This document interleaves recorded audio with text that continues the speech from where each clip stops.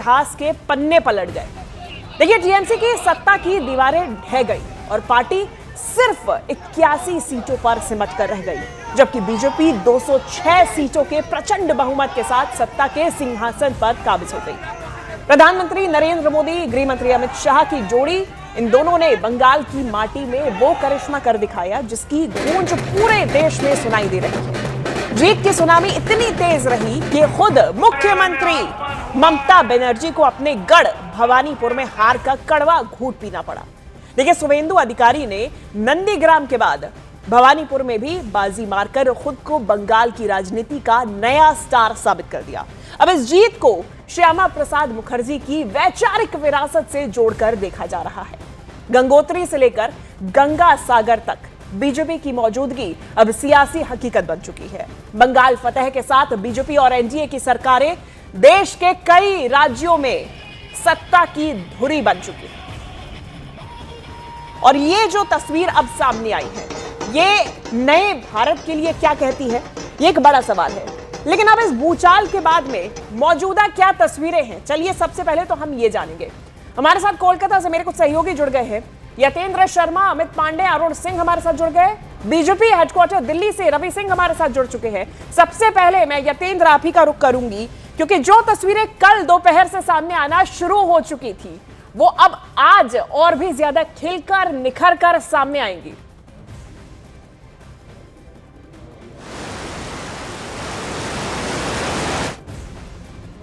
यतेंद्र, आप सुन पा रहे हैं मुझे? ठीक है, लौटेंगे। अमित पांडे भी हमारे साथ लगातार बने हुए हैं। अमित, अब देखिए, सबसे बड़ा सवाल है, भले ही सबसे आगे रेस में शुवेंदु अधिकारी चल रहे थे, लेकिन बीजेपी का अभी तक का जो ट्रेंड देखा गया है हाल फिलहाल में, वो यही रहा है कि चौंकाने वाला नाम तो सीएम फेस अब बंगाल में कौन, सबसे बड़ा सवाल यही। अब मंथन का दौर शुरू होगा।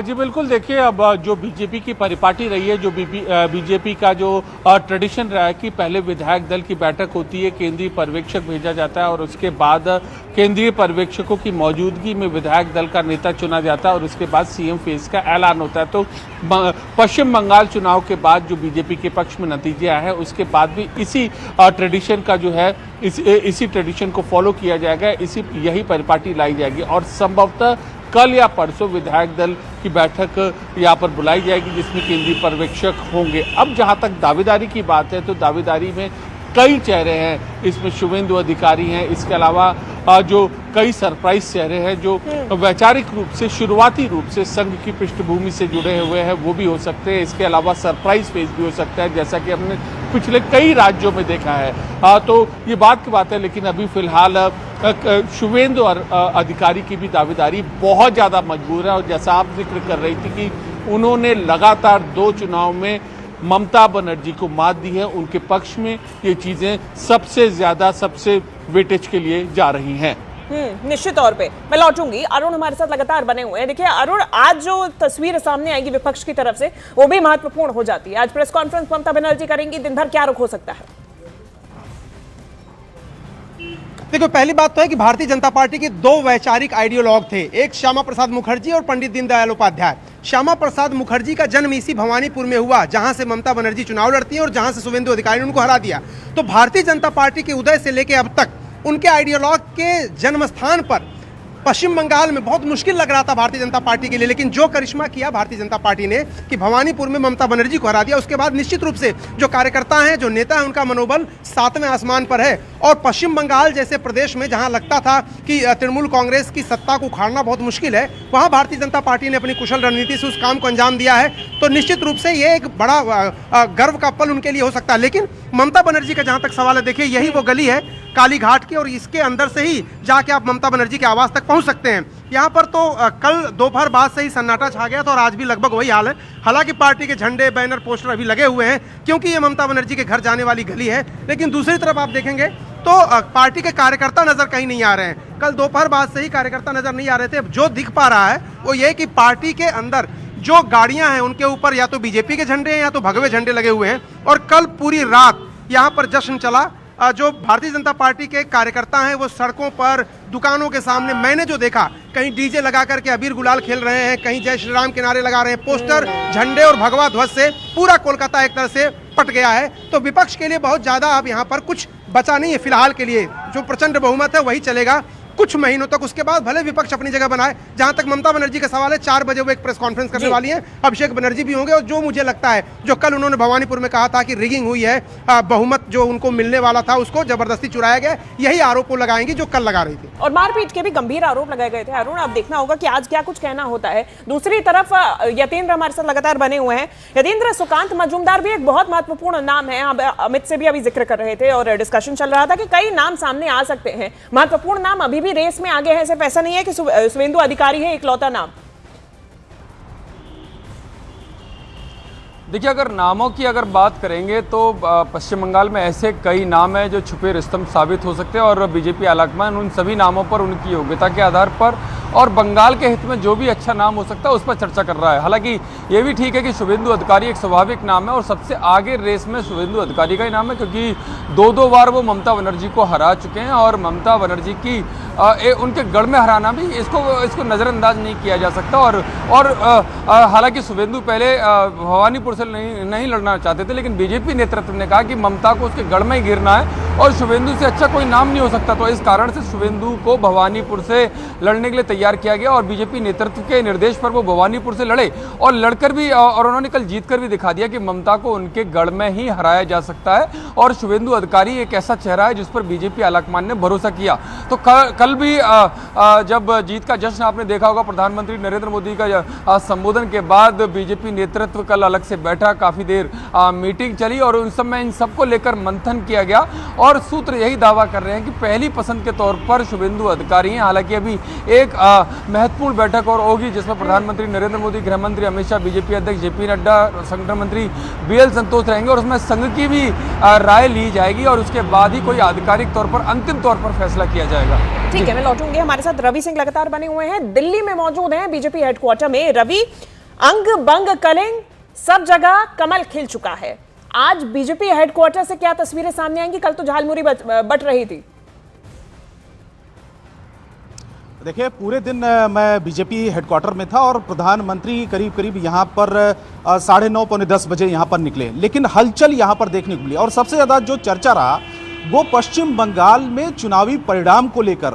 हालांकि 5 राज्यों के चुनावी परिणाम आए कल, लेकिन सबसे ज़्यादा पश्चिम बंगाल को लेकर चर्चा थी। उसकी वजह यही थी कि क्योंकि पश्चिम बंगाल में सबसे ज़्यादा जोर बीजेपी ने लगाया था। असम पहले ही उनके खाते में थी और दूसरे जो राज्य हैं, चाहे केरल हो, तमिलनाडु हो या फिर दूसरे, वहाँ के लिए उतना ज़्यादा फोकस भले ना रहो, लेकिन पश्चिम बंगाल के लिए इससे पहले अमित शाह ने भी कहा था कि हमारे पास में भले ही इतने राज्यों में सरकारें हैं, लेकिन जब तक पश्चिम बंगाल हमारे पास नहीं आती तब तक हमें एक सेटिस्फैक्शन नहीं मिलता। तो पश्चिम बंगाल पहली बार ये है क्योंकि बीजेपी की सरकार बनने जा रही है। सबसे बड़ी बात यह है कि अब एक बड़ी चुनौती कहें या बीजेपी के लिए इसमें माथापच्ची करने की ज़रूरत होगी कि आखिर वो वहाँ पर कौन मुख्यमंत्री बनेगा। हालांकि सबसे पहले ये होगा कि स्ट्रेटजी तय की जाएगी कि जो मजबूत दावेदार हों उन्हीं को मुख्यमंत्री बनाया जाए, क्योंकि पश्चिम बंगाल ऐसा राज्य है जहाँ पर बहुत कुछ करने की ज़रूरत है। जहाँ पर कांग्रेस की सरकार रही है, टीएमसी की सरकार रही है, जहाँ पर लेफ्ट की सरकार रही है, उस जगह पर शासन प्रशासन से मजबूती के साथ में काम करवाने वाला कोई दमदार नेता ही वहां पर नेतृत्व करे और यही सबसे ज्यादा फोकस बीजेपी का रहेगा। तो शुवेंदु अधिकारी हालांकि स्वाभाविक चेहरा है क्योंकि इससे पहले भी वो हरा चुके हैं ममता बनर्जी को, दूसरी बार भी हराए हैं, तो एक बड़ा मैसेज भी देने की कोशिश करेगी बीजेपी, क्योंकि शुवेंदु अधिकारी तो सबसे पहले टॉप लिस्ट में आते हैं। तो फिलहाल जल्द ही इसका भी ऐलान हो जाएगा निश्चित तौर पे रवि। और देखिए, नाम का ऐलान हो ना जब भी हो, अब बैठक के बाद में ये चर्चा हो गया और उसके बाद में फाइनल नाम जल्द ही सामने आ जाएगा। लेकिन एक बात तय है कि अब जो है केंद्र और राज्य ये मिलकर बंगाल को चलाने वाले हैं और बंगाल के लिए नया सवेरा आज निकल कर आया है। फिलहाल आप चारों का बहुत शुक्रिया, यतेंद्र, अमित, रवि, अरुण, आप चारों का बहुत शुक्रिया हमारे तक ये जानकारी पहुंचाने के लिए। आज का दिन बेहद खास रहने वाला है और इसीलिए चर्चा के लिए मेरे साथ कुछ खास मेहमान भी मौजूद हैं। सभी से आपसे परिचय कराई देती हूँ। रवि त्रिपाठी जी हमारे साथ, बीजेपी प्रवक्ता, जुड़ चुके हैं। मौमिता चक्रवर्ती जी हमारे साथ राजनीतिक विश्लेषक हैं, बादल देवनाथ जी राजनीतिक विश्लेषक, विवेक श्रीवास्तव जी लेफ्ट नेता, और हमारे साथ में और भी चर्चा के लिए लोग जुड़ सकते हैं। लेकिन अब चलिए शुरुआत करते हैं और सबसे पहले मैं रवि जी आप ही का रुख करूंगी, क्योंकि दिल्ली पहले 27 साल का जो अकाल पड़ा था वो खत्म हुआ, फिर बिहार पहली बार बीजेपी का मुख्यमंत्री, और अब बंगाल। ये 25वीं सदी में बीजेपी की अलग ही सेंचुरी देखी जा रही है। बिल्कुल बिल्कुल, बहुत बहुत धन्यवाद आप सभी का और पूरे देश की जनता का कि देश की जनता ने हम पे भरोसा जताया। अगर आप गौर करें तो प्रधानमंत्री मोदी का जो संकल्प है और उनकी जो गारंटी है, बार बार उनकी गारंटी पर मुहर लग रही है, क्योंकि हर बार प्रधानमंत्री मोदी गारंटी देते हैं। बंगाल में भी 6 गारंटी दी थी उन्होंने, जो महिलाओं की सुरक्षा की गारंटी की बात हो, युवाओं को रोजगार की गारंटी की बात हो, बांग्लादेशी घुसपैठ से मुक्ति की गारंटी हो। तो इस तरह से हम गारंटी दे रहे हैं और गारंटी पर लोगों को भरोसा हो रहा है, और इसलिए भरोसा हो रहा है कि उस गारंटी पर हम अमल करते हैं। चाहे देखिए, मैं बार बार कहता हूं कि गुजरात में पिछले 30 साल से ज्यादा की हमारी सरकार है। मध्य प्रदेश में देख लीजिए तो 20-25 साल के आसपास की सरकार होने वाली है, सिर्फ 1 साल के लिए कमलनाथ बीच में आए थे। छत्तीसगढ़ में देखिए 15 साल हमारी सरकार रही, 5 साल बघेल साहब हुए, लेकिन लोग त्रस्त होकर फिर से बीजेपी के साथ आ गए। दिल्ली में लोगों ने हमें सौंपा, बिहार में लंबे समय से एनडीए की सरकार रही है, बीच बीच में थोड़ा बहुत इधर उधर रहा है। तो कहीं ना कहीं जो हमारा सुशासन है, जो काम करने का मॉडल है, उसको जनता पसंद कर रही है। चाहे तो डेवलपमेंट का मॉडल हो, चाहे चीजों को आगे बढ़ाने का मॉडल हो, सबको साथ लेकर चलने का। प्रधानमंत्री मोदी का नारा भी साफ साफ रहा है कि सबका साथ सबका विकास। भले ही बंगाल में ये जरूर कहा गया था कि इस बार सबका हिसाब भी लिया जाएगा, और हिसाब लिया जाएगा जो गुंडागर्दी करते हैं। आप बंगाल में जान रही हैं 250 कार्यकर्ता हमारे मारे गए। कोई आसान बात नहीं है। 2014 से लेकर 2026 तक 250 कार्यकर्ता बीजेपी के मारे गए, राजनीतिक हिंसा में मारे गए, चुनावी हिंसा के दौरान मारे गए। तो हम बदले की राजनीति नहीं करेंगे, हम विकास की राजनीति करेंगे। कल भी प्रधानमंत्री ने साफ साफ मैसेज दिया है, और मैंडेट हमें इसलिए मिल रहा है कि हम काम करते हैं, और काम का नतीजा जनता हमें वोट के तौर पर दे रही है और जिता कर दे रही है। ठीक है, चलिए पश्चिम बंगाल की बात हो ही रही है, बादल देवनाथ जी हमारे साथ मौजूद है। बादल जी, पहले नंदीग्राम और अब भवानीपुर, और छोटा मोटा मार्जिन नहीं, 15,000 का मार्जिन। Good morning madam. लेकिन हमारा बंगाल में लाखों लोगों का कोई सुप्रभात नहीं है। कल रात तक, पूरा रात, सुकांत मजुमदार, शुभेंदु अधिकारी और श्रमिक भट्टाचार्य जो रात 10 बजे प्रेस कॉन्फ्रेंस किया, वोट परवर्ती हिंसा जैसे पूरे बंगाल में हो रहा। कल रात में मेरे घर में भी गया, मैं दिल्ली में हूँ, लेकिन बहुत सारे लोग बोला नहीं बादलदा अच्छा है, बादलदा घर मत जाओ, लेकिन नहीं गया। लेकिन मेरे आसपास में जितना घर है पूरे बंगाल में सब घर तोड़ रहा है, आग जला रहा है, यही हिंसा चल रहा है बंगाल में। और ये जो शहर कह रहा है 211 से 26 नहीं, ये लेफ्ट के समय से हुआ। और कल भी शुभेंदु ने कहा 300 के ऊपर लोग हिंदू को मारा गया था लेफ्ट के समय से। मेरे 2011 से 2026 तक 250 या 300 नहीं है। दूसरा बात है, कल ममता बनर्जी को काउंटिंग में शाम को लात मार के उनको निकाल दिया। ये उस कौन किया, सीआरपीएफ किया, कोई आज प्रेस कॉन्फ्रेंस दीदी करेगी। लेकिन ऐसा एक सीएम कहीं भी जगह पर हट सकता है, लेकिन सीएम को एक ममता बनर्जी 70 साल उम्र है, उनको लात मार के निकाल दिया, उसका काउंटिंग एजेंट को धक्का मार के निकाल दिया। उसके बाद उस समय 5,000 वोटों से जीत रहा था, 5,600 समथिंग, और उसके बाद 1.5 घंटे के बाद बोल दिया शुभेंदु अधिकारी 15,000 वोटों से जीत गया। ठीक है, कोई बात नहीं, लेकिन ममता बनर्जी को मारा, आप लोग जीता है। लेकिन ये जो जीत है, मैं अभी भी मैं बोल रहा हूँ, अमित शाह जी बंगाल के ऊपर 6 महीनों से जितना अत्याचार कर रहे हैं। 1 सेकंड मैडम, 10 सेकंड टाइम लूंगा प्लीज। इन्होंने 250 का बोला 2011 से 2026 तक, और 5 महीनों में सर प्लीज, 5 महीनों में इस शहर का आतंक में 300 के ऊपर लोग मर गए 5 महीने के अंदर। 300 के ऊपर आप 2011 से 2026 वाले, ये जो अत्याचार, ये अत्याचार गवर्नमेंट में होता है। मैं लौट रही हूं। आपने हिंसक घटनाओं की बात की, चुनाव आयोग की तरफ से पूरी तरीके से सुनिश्चित किया गया कि चुनाव और उसके बाद में काउंटिंग शांतिपूर्ण तरीके से संपन्न हुई है। बाद में जो 3 तस्वीरें सामने आई वो टीएमसी के कार्यालय से ही सामने आई, यहां आपने आरोप लगाया है, और ममता बनर्जी की तरफ से ये अभी आरोप लगाया गया है। उन्होंने कहा कि सीसीटीवी बंद कर दिया गया। अभी तक अगर ऐसा कुछ होता है तो फिर बात आगे सामने आएगी। रवि जी, एक छोटा रिएक्शन। मैं बार बार इनको कह रहा हूं कि देखिए, आरोप लगाना आसान होता है, फैक्ट आपके पास होगा, ममता बनर्जी बताएंगे, लेकिन आप जानते हैं ना किसने कहा था कि 1 सेकंड में अगर किसी कम्युनिटी को बोल दूंगी तो पूरे बंगाल को तबाह कर देगा। ये धमकी देने वाले लोग हैं। अभिषेक बनर्जी का बयान ध्यान बात कीजिए। अलग है। और उसके अलावा नहीं, वो बात अलग अमित शाह कैसे? भी यही वो बात कहा, ऐसे- उल्टा अरे भाई लटक साहब, के वो मारूंगा। तब ये कहा, तो अमित शाह खुद जब आप गृहमंत्री ने मारेगा नहीं, कहा। उनका उल्टा आप लटका के बंगाल सीधा के किया बारे में जाएगा, बोल रहे आपको हैं, शरीफ लेकिन बनाया जाएगा, गृहमंत्री के बारे में नहीं उल्टा बोल रहे लटका के हैं। सीधा एक किया गृहमंत्री जाएगा। ऐसा नहीं, कह सकते बंगाल- हैं? होम नहीं, और मिनिस्टर एक देश के मुख्यमंत्री गृहमंत्री है, कैसे कह नहीं, सकते तो हैं? कैसे बादल कह जी, सकते हैं कि पूरा- उल्टा पूरा- लटक के पूरी मारूंगा? लाइन में बताइए कौन ना कि गुंडा क्या है था? सर? कौन गुंडा है पूरी लाइन बंगाल में तो में? बताइए लेकिन क्या कहा काल गया? से रात भर जो किया पूरे बंगाल में 294 विधानसभा क्षेत्र में जो आग जला, तोड़ दिया, गाड़ी तोड़ा, दीदी को मारा, लाठी मारा, अभिषेक बनर्जी का घर में अटैक किया, मेरे घर में अटैक किया, सारे लोगों के घर में अटैक किया, मेरे आसपास जितना घर है सबको जला दिया। ये क्या है? चलिए ठीक है, मैं क्या लौट है रही हूँ। सर? ठीक है, ये एक-एक पहले करके, बताइए। एक-एक करके बादल जी, रवि जी में लौट रही हूँ। क्योंकि हम बात कर रहे हैं सिर्फ पश्चिम बंगाल की ही नहीं, 4 राज्यों में और भी चुनाव हुए और पहली बार ऐसा होने जा रहा है 5 दशकों में कि पूरे देश में अब लेफ्ट की कहीं सरकार ही नहीं बची है। इस बीच बड़ी जानकारी सामने आ रही है। भवानीपुर सीट जीतने पर शुवेंदु अधिकारी का बयान भी सामने आया। शुवेंदु अधिकारी ने कहा कि यह हिंदुत्व की लहर है। शुवेंदु अधिकारी ने कहा कि लोगों से बहुत ज्यादा समर्थन मिला। न्यूज 18 इंडिया से एक्सक्लूसिवली शुवेंदु अधिकारी ने बातचीत की। वो काम आप करेंगे। প্রধানমন্ত্রী মোদী এবং অমিত শাহ পশ্চিমবঙ্গ এবং আসামে অত্যন্ত ভালো কাজ করেছে, কারণ তারা পরিচালনায় অত্যন্ত দক্ষ, পেশাগতভাবে সংগঠিত, আর্থিক সম্পদ সহ প্রচুর সম্পদ তারা বিনিয়োগ করে। তাই তাদের কাছ থেকে অনেক কিছু শেখার আছে এবং ভারতীয়দের ঐক্যবদ্ধ করার জন্য তিনি আহ্বান জানিয়েছেন। शशि थरूर जो बोले हैं वो सही बोले हैं, आज नहीं पहले भी बोले हैं, इसलिए उनके पार्टी में किरकिरी होती है। अब सच्चाई को स्वीकार नहीं करेगा, उनको इतिहास में जाना पड़ेगा। आज टीएमसी का वही हो गया। कांग्रेस में एक ही नेता है जिसका आंख खुला हुआ है, वो है शशि थरूर। वो सच बोलते हैं, इसको लेकर पार्टी में बहुत हंगामा किरकिरी होता है, लेकिन पार्टी हंसिए पे चला गया, फिर भी सच्चाई स्वीकार नहीं करते हैं।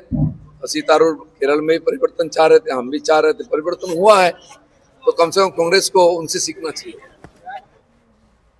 दिलीप घोष को आपने सुना है और केरल को लेकर उन्होंने जरूर एक नाम आगे दिया है कि अब शशि थरूर को आगे करना चाहिए।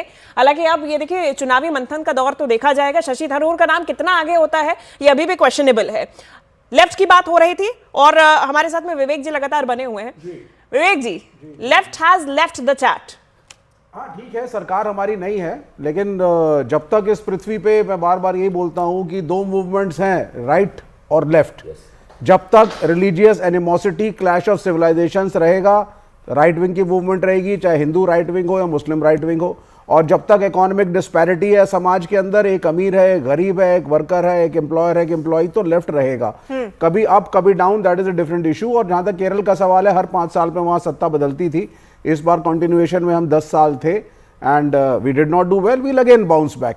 तो ये देखिए, वर्किंग क्लास मूवमेंट हमारा बेस है, तो ऐसा नहीं है। और जहां तक जो बंगाल का हमने रिजल्ट देखा, कुछ मैनिपुलेशन तमिलनाडु में, these are disappointing for the nation. हम बड़े manipulation in what sense? Manipulation है, हम ममता बनर्जी के खिलाफ हैं, बादल देवनाथ बैठे हैं, मैं इनके खिलाफ। अरे भाई साहब, मैं चाहता था तृणमूल कांग्रेस हार जाए। वोट लेने की बात मैं करने वाले चाहता लोग क्या था, बात एक करेंगे? Minute please don't disturb me. मैं चाहता था तृणमूल कांग्रेस हार जाए और लेफ्ट ये भी चाहता था कि ममता बनर्जी भी हार जाए। हम तो इनके खिलाफ थे, लेकिन किस तरीके से, फेयर इलेक्शन के थ्रू, वोटिंग के थ्रू, नागरिकों के थ्रू, मैनिपुलेशन के थ्रू नहीं।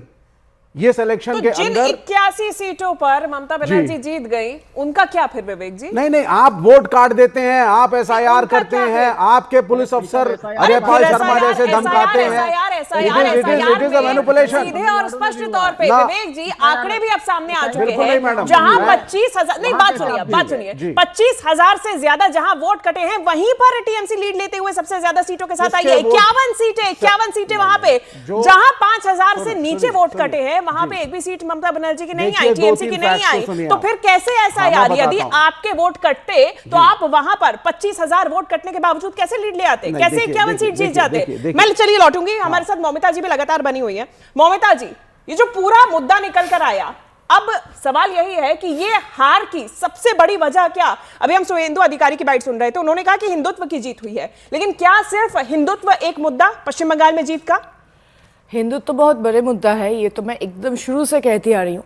और मैं ये कल देखे मैं चौंक गई हूँ। मैं सोच रही थी रात को कि कि ये पूरे बंगाल के लोगों को कितना भड़ास थी वो ममता बनर्जी के ऊपर, क्योंकि वो सारे बलात्कार लोग याद किया, जो डेवलपमेंट में नहीं दे पाए वो याद किया, फिर सिक्योरिटी नहीं दी उसको याद किया, और उनके जो उल्टा सीधा कंट्रोवर्शियल स्टेटमेंट, पूरा मतलब जनता पूरी उसके खिलाफ ये चुनाव में वोट कास्ट किया। और पता और क्या है कि जैसे कि पिछले चुनाव में लोग बहुत ऐसे लोग किया कि टीएमसी को, कुछ लोग टीएमसी को हटाने के लिए किसको भी दे दिया, और इस बार पीपल वर प्रीटी श्योर कि नहीं, will have to cast the vote only for the BJP, क्योंकि अगर ऐसा नहीं होता तो वो शायद कांग्रेस लेफ्ट और जो अदर्स है उससे बाहर जाते है ना। तो ये this is, and I will also say that this is not only the win of democracy, it's a win of Bengali the security of the woman, and definitely I would love to say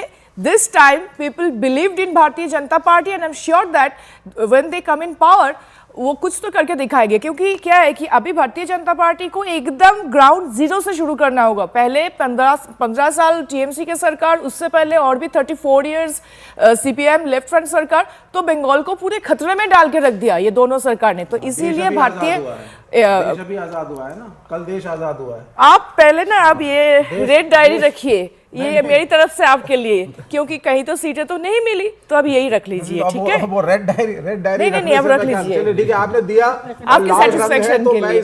या so whatever I was saying कि अभी जो हुई है कि अभी Bharatiya Janata party को ground zero से काम करना पड़ेगा। मैं यही सोचूंगी, एक मिनट प्लीज, तो इनके ऊपर अभी रिस्पॉन्सिबिलिटी बहुत बढ़ चुका है, क्योंकि लोग उम्मीद लेके इनको वोट कास्ट किया।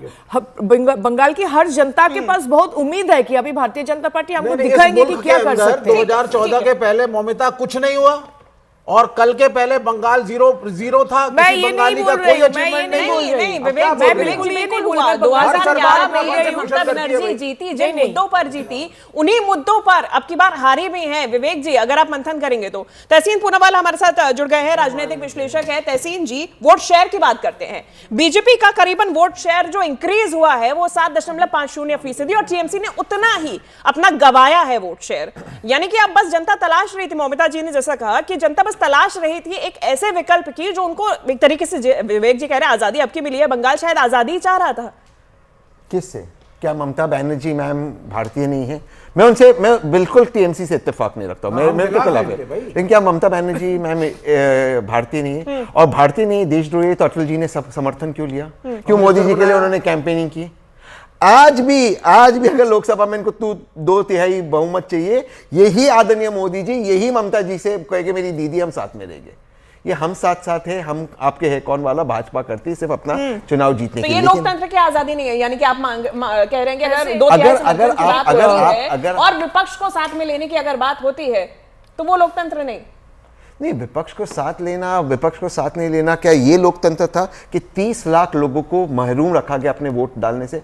और जो डिफरेंस था टीएमसी और भाजपा में 30 लाख का था, और उस 30 लाख लोगों में से 1608। आप यहाँ पे नहीं, एक सेकंड, एक फैक्ट क्लियर कर देती हूँ तहसीन पूनावाला, क्योंकि आप अभी लेट आए हैं। यहाँ पे जो एसआईआर की बार बार बात होती है कि 30 लाख लोगों को महरूम रखा गया, जो आइडेंटिटी वेरिफिकेशन के माध्यम से वो वोट काटे गए। उसके बावजूद यदि आप कहते हैं तो जहां पर सबसे ज्यादा वोट काटे गए, 25,000 से ज्यादा वोट काटे गए तहसीन पूनावाला, वहां पर टीएमसी को 51 सीटें मिली है, सबसे ज्यादा सीटें मिली हैं। जहां 5,000 से कम वोट कटे वहां पर टीएमसी को एक भी सीट नहीं आई। How is this possible? अगर ऐसा ही हो रहा था कि आप ही के वोट काटे जा रहे थे, तो 25,000 वोट कटने के बाद भी आप कैसे जीत गए? और 5,000 से कम के भी जीते तो भी आप नहीं जीते, कटे तो? उसका भी मैं उत्तर देता हूं, लेकिन सबसे पहले दर्शक जाने 30 लाख वोट काटे गए। डिफरेंस टीएमसी और भाजपा में 30 लाख था इस चुनाव के अंदर, और 1608 में 1608 सुनवाई हुई। वो 1608 में से 1606 लोगों को रीइंस्टेट किया गया। इसकी जिम्मेदारी कौन लेगा? इसकी जिम्मेदारी कोई तो एक सेकंड बात छोड़ दीजिए, टीएमसी जीती या भाजपा जीते, 30 लाख भारतीयों को, मैं आ रहा हूं, मैं उस पर आ रहा हूं। 30 लाख भारतीयों को महरूम रखा गया। अभी इन्होंने कहा कि, और आपने कहा कि बंगाल आज़ाद हुआ। क्या आज़ादी का मतलब क्या है? आज़ादी का मतलब है हम अपने डेस्टिनी के मालिक बने, चाहे आप भाजपा को समर्थन करें, लेफ्ट को करें, टीएमसी को करें। अगर 30 लाख लोगों को रखा गया महरूम, और आदरणीय सुप्रीम कोर्ट जिसके सामने हम सब झुकते कहते इस बार हम आपकी मदद नहीं करेंगे लेकिन हम ओवरऑल आपकी मदद करेंगे, क्या ये हमारी आज़ादी पे ब्लॉक नहीं है? ये सवाल है। नहीं, देखिए ये सवाल जो भी उठाए, लेकिन ये क्लियर है कि चुनाव आयोग ने निष्पक्ष चुनाव कराने की पूरी कोशिश की है। और यही नहीं, देखिए मैं बार बार डाटा देता हूं कि 2005 में जो जंगल राज था बिहार का, उससे मुक्ति दिलाने का काम भी चुनाव आयोग ने किया था। 2011 से पहले जो बंगाल में लेफ्ट का कुशासन था, उसको भी अंत करने का काम चुनाव आयोग ने निष्पक्ष चुनाव के जरिए किया। लेकिन ममता बनर्जी ने सबक नहीं लिया। इस 15 साल में उन्होंने आतंक मचाया है इस जगह पे। अगर देखिए, और बंगाल को नीचे ले गए, मैं डाटा देता हूं आपको।